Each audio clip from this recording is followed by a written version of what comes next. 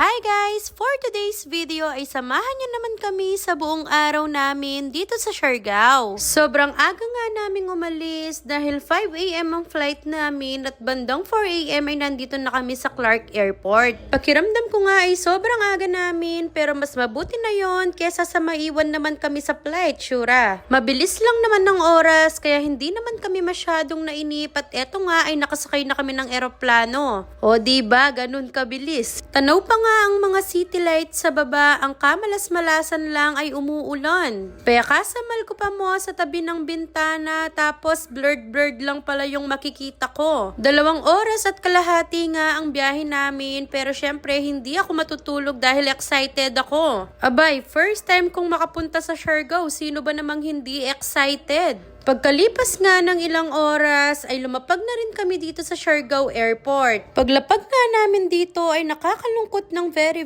light dahil umuulan pa rin. Pero okay lang, wala kaming sasayanging oras kahit bumagyo po, Diyos ko. Lilibutin namin ang Siargao ngayong araw kahit anong mangyari. Paglabas nga ng Siargao Airport ay may mga nag-aabang na van doon at kayo na bahalang magtanong kung magkano. Bago nga kami maglibot-libot ay dumaan na muna kami dito sa simbahan para magpasalamat at tumingi ng gabay sa Panginoon. Pagkatapos nga ay sumakay na kami dito sa may tricycle nila at naghanap na rin kami ng makakainan dahil hindi pa kami nag-aalmusal. Ay, Diyos ko, gutom na ako. Dito nga naming naisipang kumain sa Siago Beach Resort. Ang gusto kasi namin ay habang kumakain ay magkaroon ng magandang view. At ayan nga yung view na nakikita namin habang nag-aalmusal kami. O diba, ang ganda-ganda ng view, charot.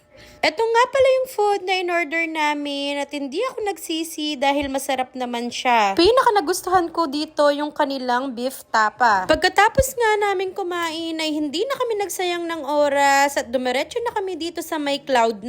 Dito sa Cloud9 ay meron ngang entrance fee at sikat na itong lugar na to sa mga mahihilig mag-surf. Kung mahilig kang mag-surf, ayan, perfect sa'yo ang lugar na to dahil maraming mag-offer sa'yo dyan at maraming mag-aantabay. Gusto nga sana rin naming subukan mag-surf, ang kaso ay limited lang talaga ang oras namin dahil maghapon lang kami. Day-tour lang talaga ang pwede naming gawin dahil nakalimit lang talaga ang oras namin dito sa Siargao. Kaya kahit gusto rin namin mag-avail ng surf ay hindi na namin ginawa dahil mas pinili na naming libutin ang iba pang mga destination. Sa susunod na babalik ako dito sa Siargao, sisiguraduhin kong magsisurf na ako. Pagkatapos nga dito sa Cloud9, ang sunod naman naming pinuntahan itong Coconut View Deck. Ito talagang Coconut View Deck ang lagi kong nakikita sa mga pumupunta sa Siargao at gustong-gusto kong puntahan. And now, finally, thank you Lord at nandito ako sa Siargao. Napakaganda talaga. At kapag pumunta kayo dito ay wag niyong kakalimutan magpa-human drone. Wag niyo talagang kakaligtaan yon dahil sobrang galing nila at hanapin niyo si Kuya Kenneth na sobrang bait.